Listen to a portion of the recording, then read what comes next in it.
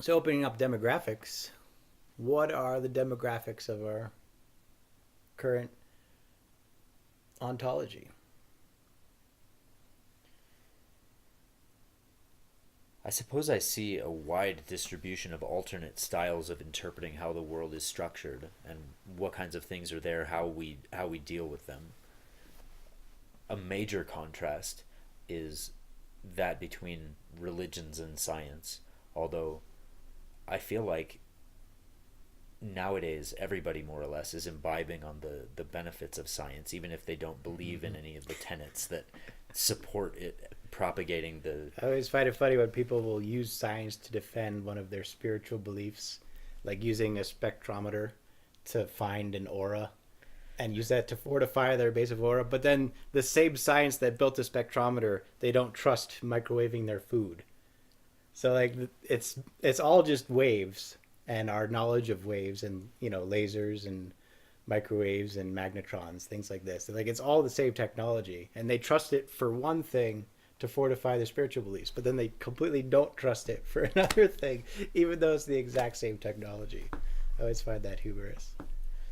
Yeah, how somebody comes to trust their own mind seems like an important thing to explore, an important question to ask, because until somebody finds that they can explore the inner labyrinth of their own thinking and start to unravel the different layers of what it is that they think about, how did they get the ideas that they got, how could they deconstruct the elements that have been fused or bounded up into those ideas, they may be carrying them around and projecting them onto everything without ever actually reflecting on them, and that ends up laying a huge burden on the world where stuff that hasn't been forethoughtfully considered ends up getting cycled into people's behavior.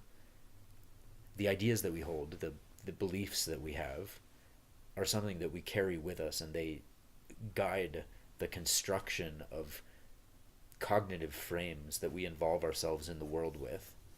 And so, if we have all these deeply imprinted ideas that haven't been reflected on, then they end up being boundaries or barriers that are guiding our behavior along certain tracks. But where that kind of thing has been habituated, where we just take the ideas that have been laden into us by civilization that didn't really anticipate the real implications of what those ideas were going to yield, we end up carrying out behaviors and holding ideals that end up potentially being massively destructive to the planet. And so we're seeing the byproduct of that tendency now.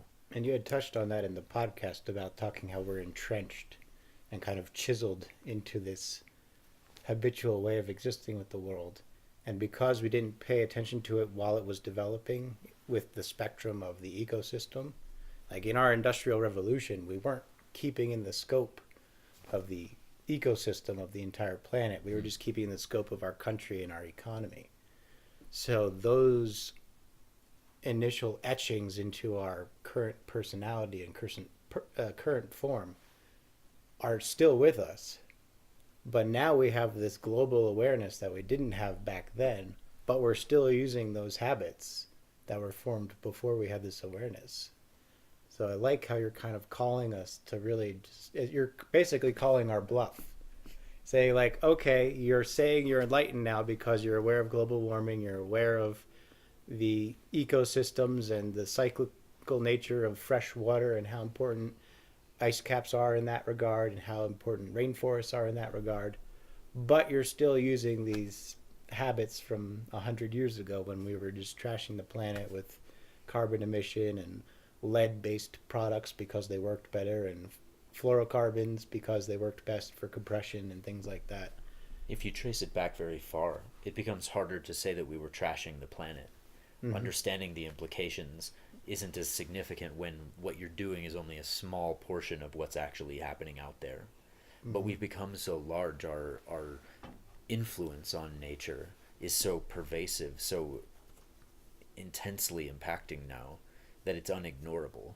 It's Mm-hmm. not like we can it's not like we can just carry on with the same beliefs, the same ideologies that were generated in ancient times, recycle them today, Right. pretend like medieval Christianity or something is giving us an adequate view on the nature of what the world is, so that we can just continue to operate in the way that we did in those times. And I sympathize with that greatly. I really hate when people read something that's 2,000 years old and don't contextualize it to their modern life.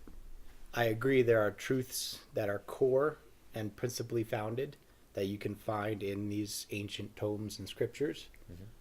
But you have to understand how that applies. Everything in the universe evolves.